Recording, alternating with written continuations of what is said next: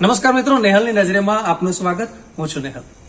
મિત્રો, અત્યારે આપણે રુદ્રાક્ષ સ્ટુડિયોની મુલાકાતે છે. રુદ્રાક્ષની જ્યારે વાત કરવામાં આવે તો તે પાટણનું સરસ્વતી અને અહીંના મેલાસણ ખાતે આવેલો છે. આ સ્ટુડિયોની જો વાત કરવામાં આવે તો આપણે કહી શકાય કે એક નાના ગામડામાં એકદમ પ્રકારે વર્લ્ડ ક્લાસ કહી શકાય તેવી સુવિધા ધરાવતો આ સ્ટુડિયો છે. સોહનજી ઠાકોર દ્વારા આ જે સ્ટુડિયો છે તે એસ્ટાબ્લિશ કરવામાં આવ્યો છે અને એવા અનેક ખ્યાતનામ કલાકારો છે કે જેમના રેકોર્ડિંગ પણ અહીંયા થયા છે. સોહનજીની જ્યારે આપણે વાત કરીએ છીએ તેઓ પોતે એક ખૂબ જ જાણીતા ગીતકાર છે. તો ચાલો સૌપ્રથમ આપણે આ સ્ટુડિયોની મુલાકાત કરીએ અને ત્યાર પછી આપણે સોહનજી સાથે રૂબરૂ થઈએ. આવો. તો મિત્રો, જોઈ શકો છો જે પ્રમાણે આ વર્લ્ડ ક્લાસ કહી શકાય તે પ્રકારની સુવિધાથી સજ્જ આ સ્ટુડિયો અને સોહનજી પોતે અહીં ઉપસ્થિત છે. સોહનજી, ખૂબ ખૂબ સ્વાગત. નમસ્કાર. વિષ્ણુભાઈને કોણ નથી જાણતું, અહીંના ખૂબ જ જાણીતા ગાયક છે. તો વિષ્ણુજી, આપનું પણ ખૂબ ખૂબ સ્વાગત છે. સંજયજી, આપનું પણ ખૂબ ખૂબ સ્વાગત છે. અને મ્યુઝિશિયન તરીકે જો વાત કરવામાં આવે તો તેઓ પણ અહીંયા સોહનજીની ટીમમાં છે. આપનું જરા નામ જણાવશો. રજની પ્રજાપતિ. તો રજની પ્રજાપતિ છે એ આ રેકોર્ડિંગની જે જવાબદારી છે તે નિભાવે છે. આપનો પરિચય આપશો. વિક્રમભાઈ. અને અહીંયા કેમેરામેન કામ કરતો. તો કેમેરામેન તરીકેની જે જવાબદારી સંભાળે છે તે વિક્રમભાઈ સંભાળે છે. અને ચાલો અંદર આપણે હવે સ્ટુડિયો કે જ્યાં ઓડિયોનું રેકોર્ડિંગ થાય છે તે નિહાળીએ.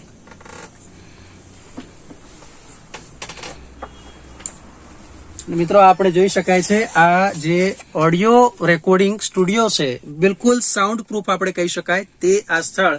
અને જાણીતા સિંગર પિન્ટુભાઈ ઠાકોરનું અત્યારે રેકોર્ડિંગ ચાલુ રહ્યું છે. પિન્ટુભાઈ, જય માતાજી. જય માતાજી. કેમ છો? મજામાં? બસ મજા. અત્યારે નવા ગીત સાથે તૈયાર છો એમ ને? બસ નવા ગીત. બરાબર.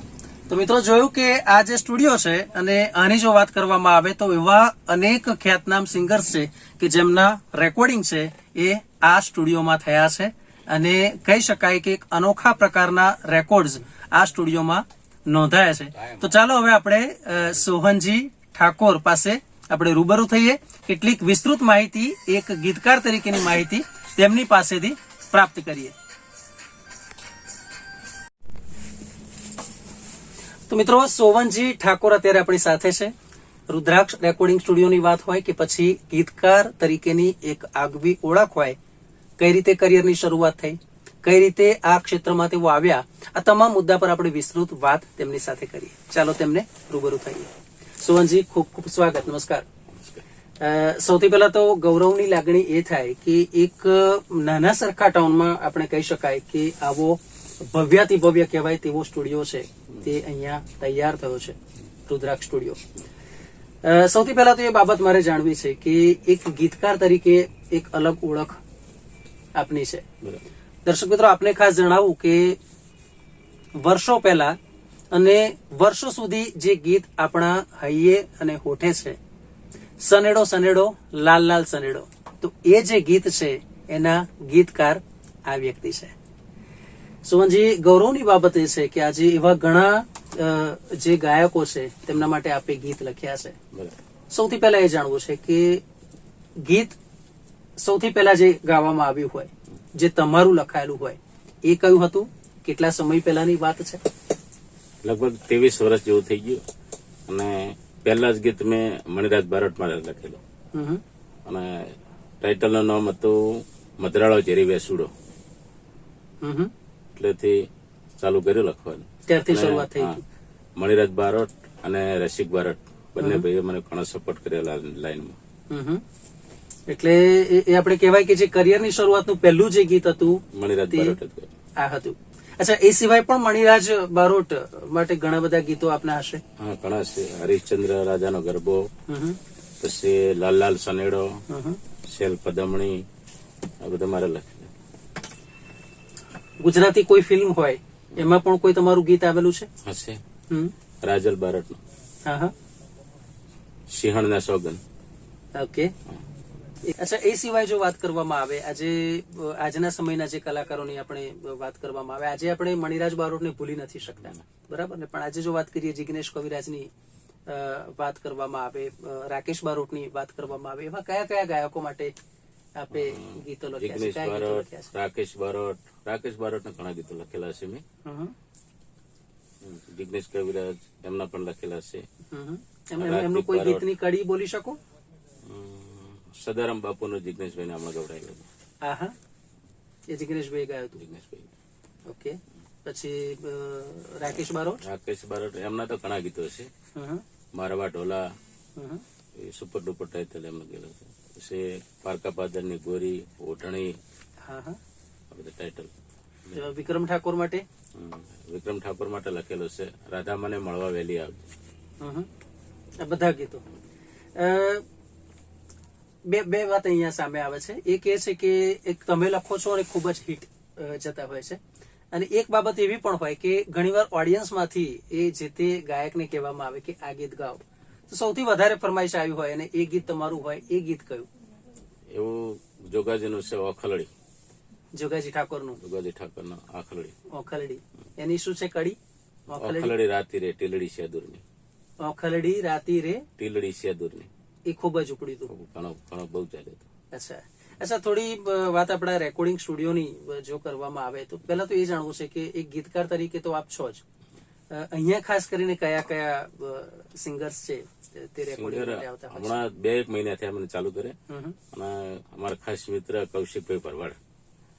અચ્છા. હા, અહીંયા રેકોર્ડિંગ એમનું થઈ ગયું. હમ. પછી અજય ઠાકોર, હમ. એ ઉત્તર ગુજરાતમાં સારા ચાલે છે. ઓકે, તો એમના રેકોર્ડિંગ અહીંયા થાય છે. ખાસ કરીને આપણા સ્ટુડિયોની જો વાત કરવામાં આવે, કારણ કે એક નાના ટાઉનમાં કહે ને કે સ્ટેટ ઓફ ધ આર્ટ પ્રકારનો આ સ્ટુડિયો છે, કઈ કઈ સુવિધાથી સજ્જ છે? સાઉન્ડ પ્રૂફ તો ખરો જ, અને ટોટલી અમારે મ્યુઝિશિયન, પછી જે અંદર સાઉન્ડ છે ને બહુ સરસ છે, રિઝલ્ટ સારું છે. અને એકદમ એટલે સહેજ પણ કોઈ પણ જગ્યાએથી વોઇસ ફાટે નહીં, અથવા તો આપણે કહેવાય કે ક્યાંયથી લીકેજ ના થાય, એ પ્રકારની તમામ સુવિધા છે. મ્યુઝિશિયન થી લઈને તમામ પ્રકારની સુવિધા છે. આગળ શું ખાસ કરીને કયા કયા સિંગર્સ કે કયા કયા ગીતો લઈને આવે અને અહીંયા રેકોર્ડ થાય માટેની તમારી શું ઈચ્છા? આવવાના છે, જિગ્નેશભાઈ આવવાના છે, રાકેશભાઈ આવવાના છે, ટૂંક સમયમાં આવે છે. અચ્છા, એક બાબત મારે એ જાણવી છે કે ફેમિલીમાંથી સપોર્ટ કેવો? ફેમિલીમાંથી સપોર્ટ કરનારનો સપોર્ટ કરો. તો દર્શક મિત્રો, આ કહેવાની બાબત આ છે કે આજે જુઓ કે આટલા મોટા ગીતકાર હોય અને લગભગ કેટલા સાહેબ આપણે ગીતો રચના કરેલી? લગભગ 15,000 ઉપર હશે. હવે વિચારવાની બાબત એ છે કે ઘણીવાર કોઈ 5 કે 10 ગીત આવે ને તો પણ આપણને એમ થાય કે હવામાં આવી ગયા છે, અને એની સામે અહીંયા જો વિચારવાની બાબત એ છે કે લગભગ 23 વર્ષનો અનુભવ, 23 વર્ષનો અનુભવ હોય, મણિરાજ બારોટથી લઈને અનેક સિંગર્સને ઓપોર્ચ્યુનિટી પૂરી પાડી હોય, તેમના માટે ગીતો લખવામાં આવ્યા હોય, આટલા ગીત હોય, અને તેમ છતાંય આપણને એમ થાય કે આટલી વ્યક્તિ સરળતાથી કઈ રીતે રહી શકતી હશે, એ પણ એક નોંધવા જેવી બાબત છે. જે પ્રમાણે ઇન્ટરવ્યુની શરૂઆતમાં જ મેં આપને જે આખો આજે સ્ટુડિયો છે, જે આપણે કહેવાય ને કે વર્લ્ડ ક્લાસ ફેસિલિટીનો આ સ્ટુડિયો છે, એ અહીંયા આપણને જોવા મળે છે, અને તેમ છતાંય કોઈ પણ પ્રકારનું લેશ માત્ર અભિમાન નહીં, એ આપણને અહીંયા જોવા મળે છે. તો આ પણ એક બાબત ક્યાંક જે બીજા જે મિત્રો છે કે બીજા જે ગાયકો છે એમને પણ ખરેખર એમ થાય કે અને કે આવા ઉચ્ચ ગજાના જે કલાકાર છે એ આજે સારામાં સારું પીરસવા માટે પ્રયાસ કરી રહ્યા છે. અચ્છા, એક બાબત મારે એ પણ જાણવી છે કે કેટલાક તમારા લગ્ન ગીતો પણ ખૂબ સારા નીવડ્યા છે. ઘણા બધા છે. એમાં કોઈ એકાદ ગીતની વાત કરશો? આઈલાડીની જોન ટાઇટલનું નામ હતું. હાથ ગાણાની વેળાએ ટાઇટલ એ ગીત હતું, બહુ ચાલ્યું હતું એ ગીત.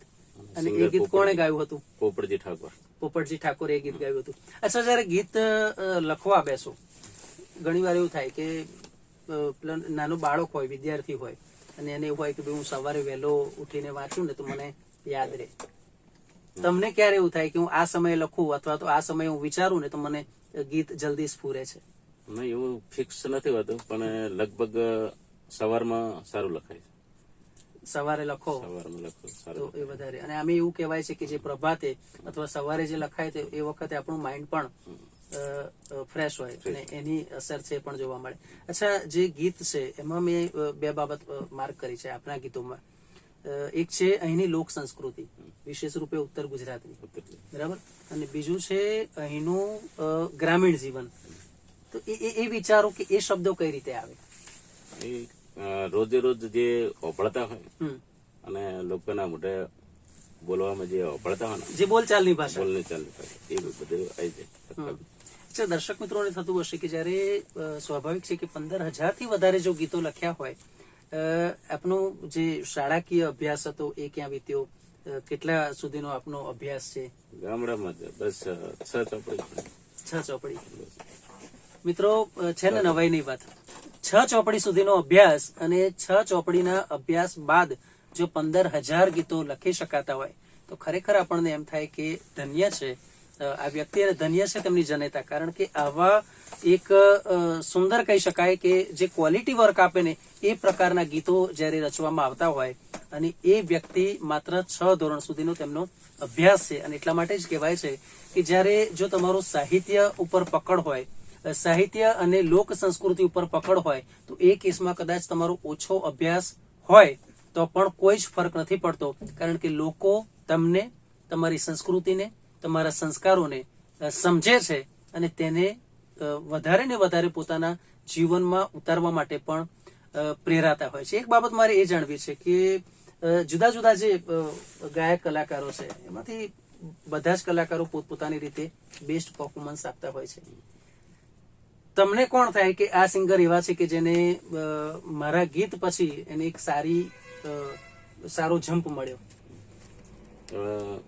રાકેશભાઈ બારોટ, કૌશિક પરવાર, જોગાજી ઠાકોર, પોપટજી ઠાકોર, આ બધાને આપણે તક આપી છે. અને મિત્રો, આપણે જાણીએ છીએ કે આ એવા કલાકારો છે કે આજે એ ઘેર ઘેર ગુંજતું નામ છે.